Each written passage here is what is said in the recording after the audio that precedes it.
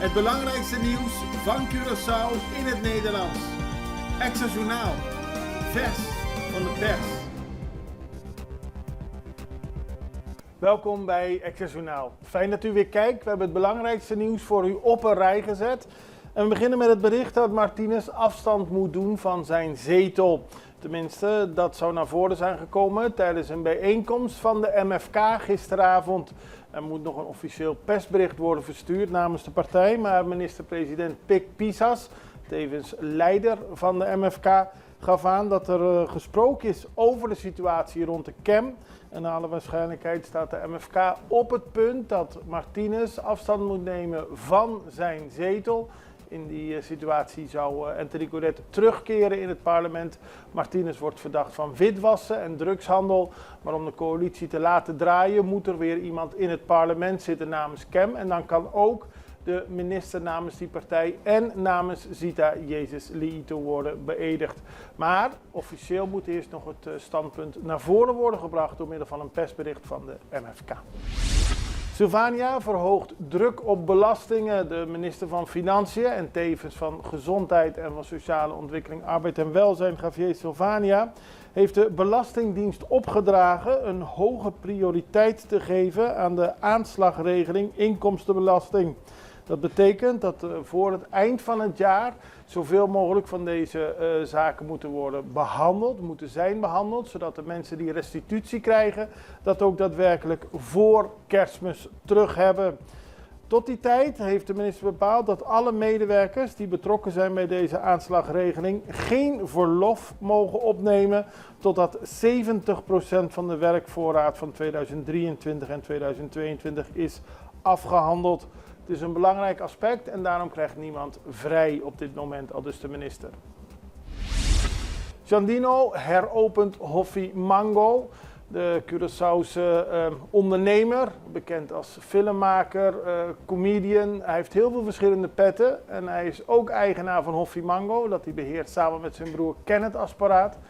In begin mei kwam door een hevige regenval het park er heel slecht uit. Er is heel veel vernield van het park, aldus Giandino. Maar gisteren was de heropening en hij was heel blij met die heropening. Er waren ook heel veel mensen aanwezig om te zien dat het park er eigenlijk misschien nog wel mooier uitziet dan voor de rampzalige 4 mei. Later in deze uitzending hebben we een interview met Giandino hierover.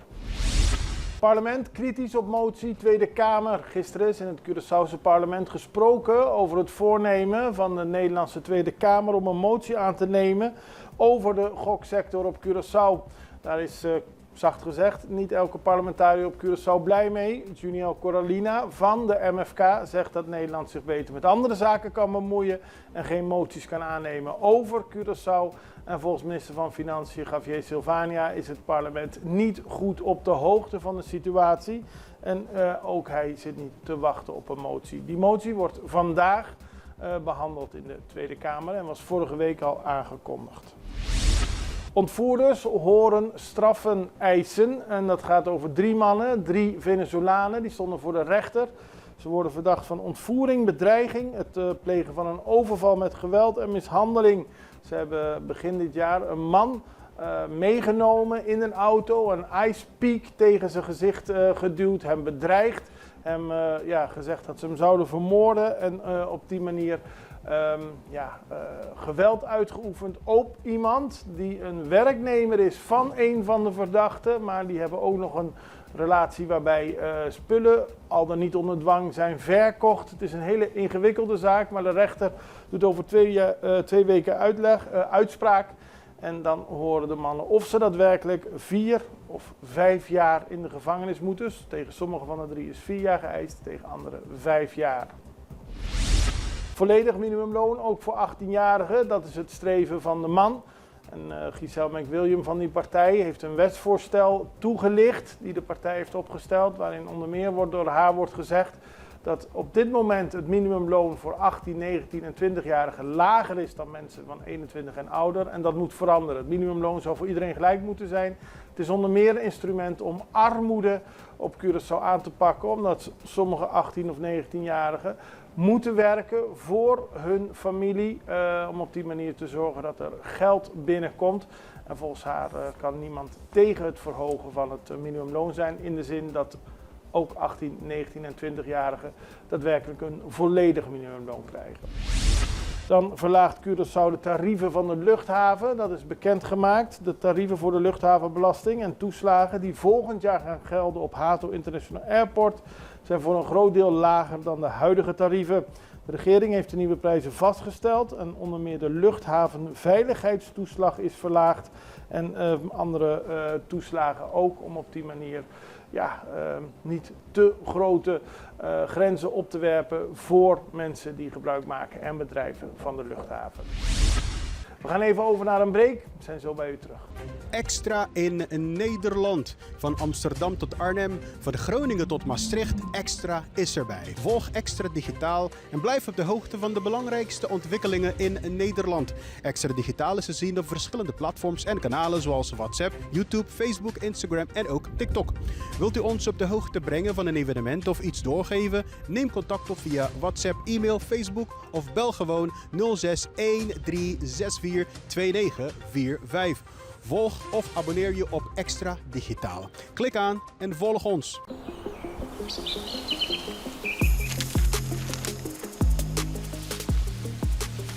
Welkom op Curaçao, een van de mooiste eilanden in de Caribiën, een ware parel. En het is een eiland waar je van heel veel zaken kunt genieten. Van de natuur, van de zee, van het eten, van de mensen en zoveel meer.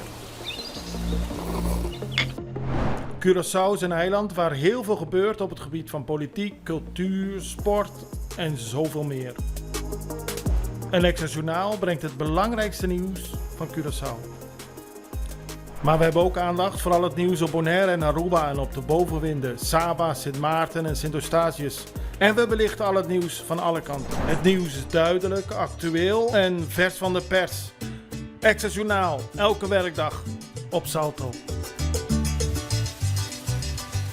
Op Curaçao zijn we de hele dag bezig met het maken van Extra Journaal. Volg ons op je favoriete Amsterdamse zender, Tauro.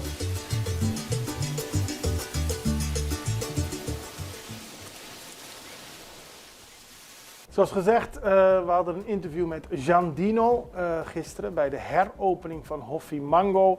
Hij is blij met de heropening en ziet vooral ook de positieve aspecten van een periode die zeker in het begin in mei voor hem heel erg nadelig was. Kijk naar het interview met Giandino Asporaat. Giandino, we zijn in Hoffie Mango en volgens mij ben je heel blij ermee, want ja, we weten allemaal eerder dit jaar heel veel regen, heel veel vervelende situaties. Is dit nu de complete heropening? Of? Ja, ik ben als eerste ongelooflijk dankbaar dat wij weer konden beginnen. Ik ben dankbaar voor het harde werk die afgelopen 6 maanden is geweest door het team, maar ook alle andere bedrijven. Iedereen die heeft bijgedragen op hun manier. Al is het een delen van een post, hè, de steunbetuiging, dat is ongelooflijk goed geweest. En we zijn nu volledig open. Eerst was eigenlijk alleen de keuken open en de cactustuin en de distilleerderij, de suikermolen. En nu is het hele park open. Er is heel hard gewerkt. De bruggen, de wegen, alles is hersteld. Dus de mensen kunnen erin. En we gaan nu een paar stappen verder. We hebben een aantal nieuwe dingen, zoals de Casa di Brisa Nobo, House of a New Breeze. Onder andere de bar, de 360 bar, bovenaan de berg. Dat je het hele mooie uitzicht over heel Curaçao. Heel Curaçao. Dat was al prachtig. Dat was al prachtig, maar nu heb je een plek waar je onder kan staan. We gaan beginnen in december met de vlindertuin naar de Japanse tuin. Dus er komen steeds meer nieuwe dingetjes erbij. Was het een blessing in disguise? Dat is het altijd. Ik denk dat wij altijd kijken naar wat wil God ons leren, wat wil hij geven. En soms denk je, het is een terugstap of een stap terug. Maar ik zeg altijd, in elke enkelvoudige nadeel zit een meervoudige voordeel. En kijk ons nu, 6 maanden later, mooier, krachtiger dan ooit tevoren. Want dat is een positieve boodschap. Je was heel emotioneel, je was heel erg boos, als ik het mag zeggen, wat er gebeurde met de regen. Maar eigenlijk is Hoffie Mango nu herboren? Ja. En je wordt of probeer ik het te positief te brengen? Nee, zeker. Want na een half uur waren wij ook daar. We waren eerst heel boos en verdrietig, omdat je hebt zo hard gewerkt en je voelt mee met al die mensen. Ja. Maar nu zeggen we zijn weer terug. Het is vallen en opstaan. Het is gaan, het is springen. Je kan nooit te lang blijven zitten in de negativiteit. Er is altijd ruimte voor even verdriet. Dat was er ook. Een half uurtje en daarna herpak jezelf en doorknallen. En kijk waar we nu staan. Verder dan we eigenlijk waren achtergebleven. Leg nog één keer uit waarom mensen helemaal van Montaña naar Bangabal moeten komen om Hofimango te bekijken. Nou, wat Hofimango is eigenlijk een blik in het verleden, hoe Curaçao was. En is ook een glimp naar de toekomst van Curaçao. Wat eigenlijk de belofte van Curaçao. Je zou een dief zijn van je eigen hart als je niet hier naartoe komt. En dan gaan we naar een mini voetbalveld. Bij het FFK is een kleiner veld geopend. Dat is vooral voor de jeugdselectie bedoeld. Er kan ook op getraind worden, maar het is een mooie verrijking van de trainingsvelden bij FFK. En het is ook nog tot stand gekomen dankzij de financiële bijdrage van een aantal oudspelers. Jethro Williams, Leandro Bacuna, Juninho Bacuna, Eloy Room, Kenji Gore, Patrick van Arnold, Leroy Fer, Fernan Anita, Coco Martina en Dingore hebben geld bijeengezameld om een mooi nieuw veld op te richten. Dat is mooi. En dan heeft collega Marco Zani Willems een bezoek gebracht aan Nijmegen, waarbij hij gekeken heeft naar een toespraak van Dr. Koen van Galen. Hij is historicus en hij is gespecialiseerd in slavernij. Er wordt momenteel gewerkt aan het digitaliseren van verschillende slavenregisters van de eilanden hier in de Cariben, onder meer Sint-Eustatius en Bonaire. En Koen van Galen sprak daarover, ook over de geboorteregisters. En hij heeft ook hard gewerkt samen met onder meer Margot Groenewoud van Curaçao aan een rapport over bronnen gerelateerd aan slavernij en koloniaal verleden op de Nederlands-Caribische eilanden. Als die digitalisering is afgerond, zult u daar meer over horen.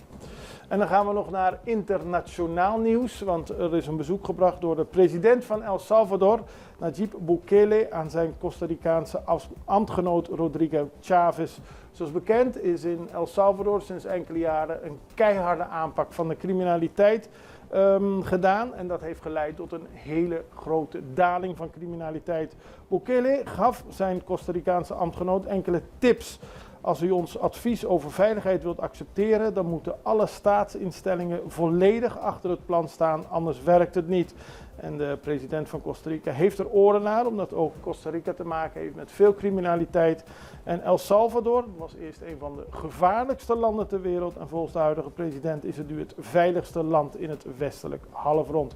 Bukele heeft de oorlog verklaard aan criminelen en ook gevangenissen gebouwd en een harde aanpak van criminaliteit uitgevoerd. Daarmee zijn we aan het einde gekomen van deze aflevering van Access Journaal. We zijn er morgen weer en ik hoop u ook het allerbeste. Tot ziens.